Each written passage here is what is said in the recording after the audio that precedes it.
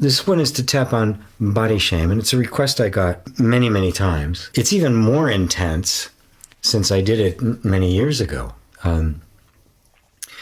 because everybody suffers from it. Body shame as a symptom of the traumatic self-hatred that resulted because of a lot of the childhood trauma that we've suffered.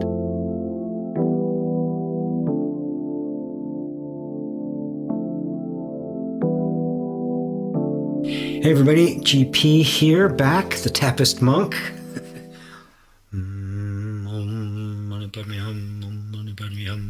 Start tapping, because we're tapping videos. On my tapping videos, I always say, just tap, for crying out loud. Because, as I always like to point out, tapping's the thing. It's not what I say. Right? I could be speaking Gaelic right now. Wish I could, actually. And the message will get through because it's the body that's hearing the message. And this is the message, not what I'm saying.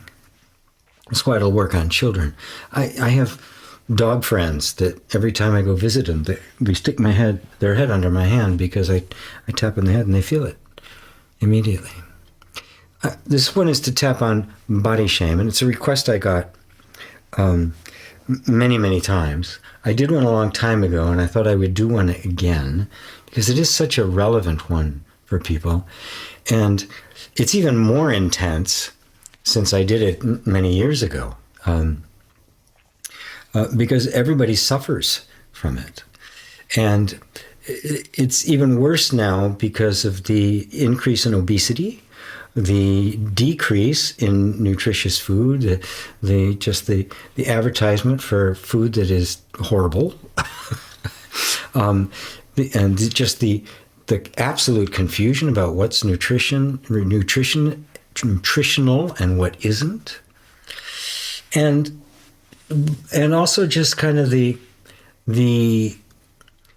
body shame as a symptom of the traumatic self-hatred that resulted because of a lot of the childhood trauma that we've suffered.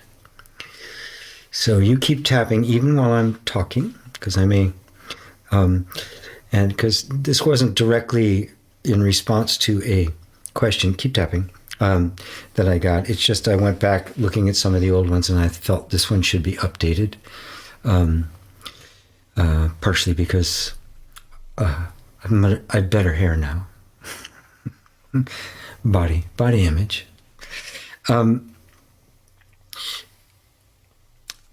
How we look has a lot to do with how we feel others perceive us, which is important, right? I mean, we all take care of how we look.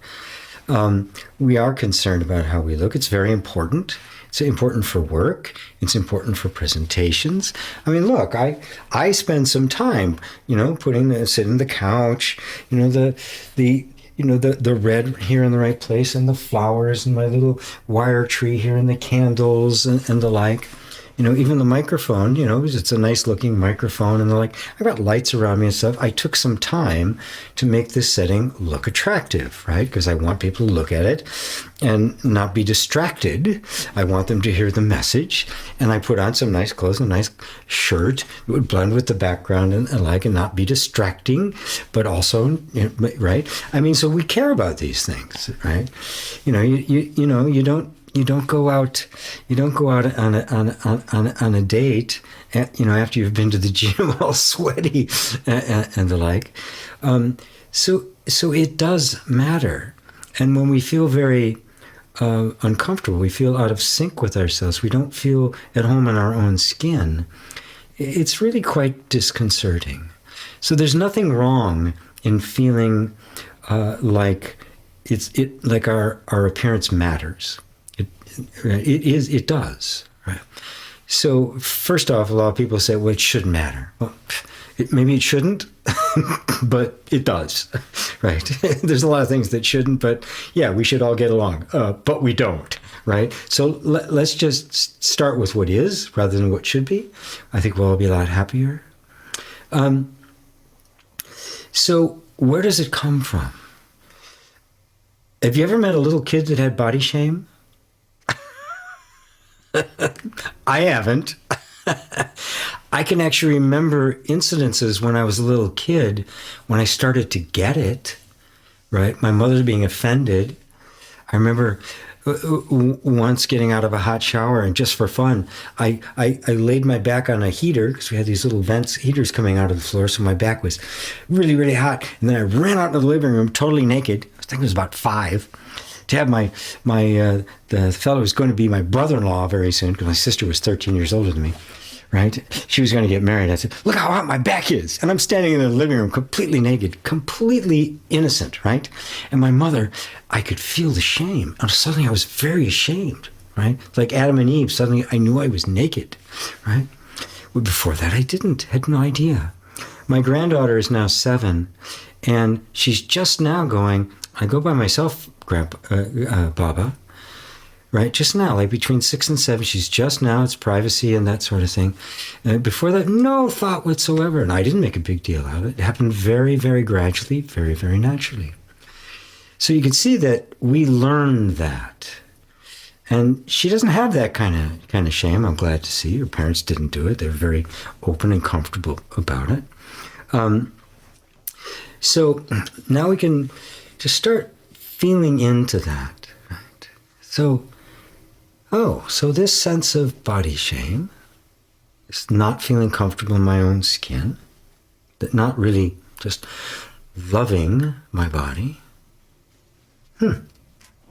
This isn't natural. I learned this. I was taught to feel this. That means I can unlearn it.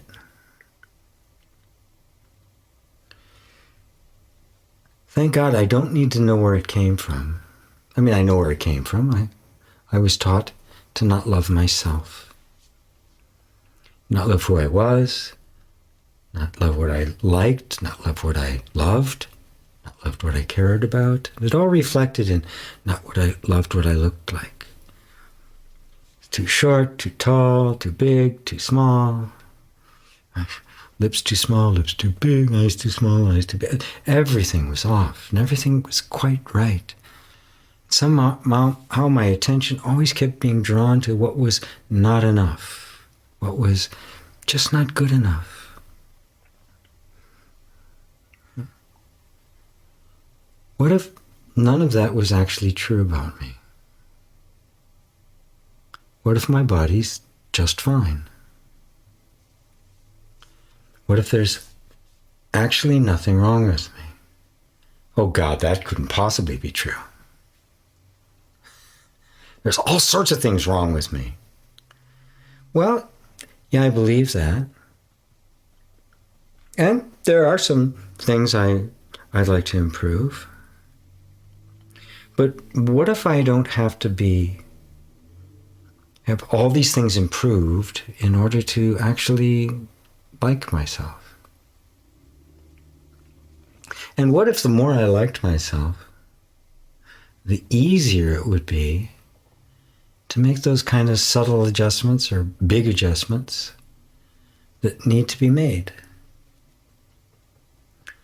What if I could start with accepting myself and get to the new improved, rather than needing to get to the new improved in order to actually like myself? Because in fact, that's never worked, has it?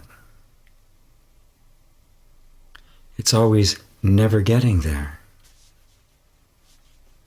Maybe the not liking myself, not accepting myself, is what makes it impossible to get there. I'm just going to let myself feel in my body this sense of not being enough. Like somehow I should be ashamed of myself. That it's all my fault. I'm responsible. That I'm I'm just bad merchandise. What if that's not true? What if it's just the training I got? What if it's just the programming I got? What if that's never actually been the case?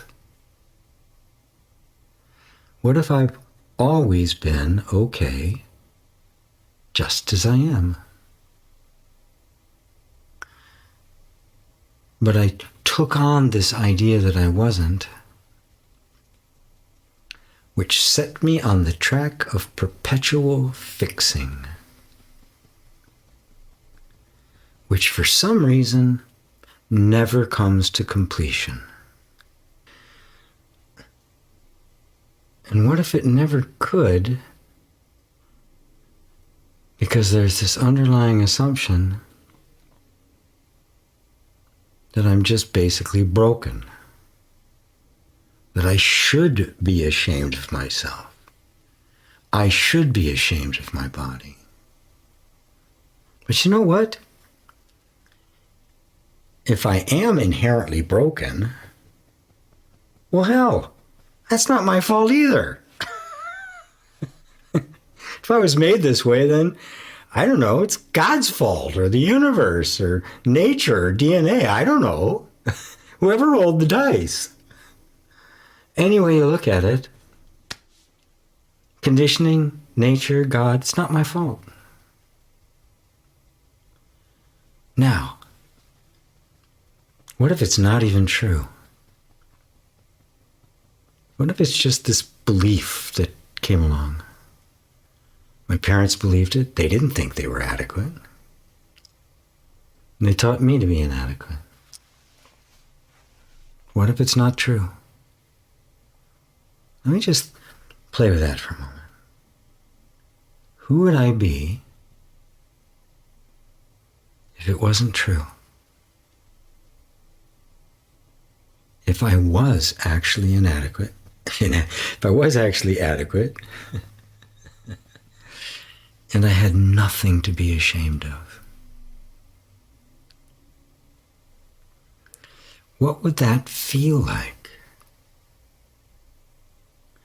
I can actually remember a few times when I really felt confident, successful, like I'd done something.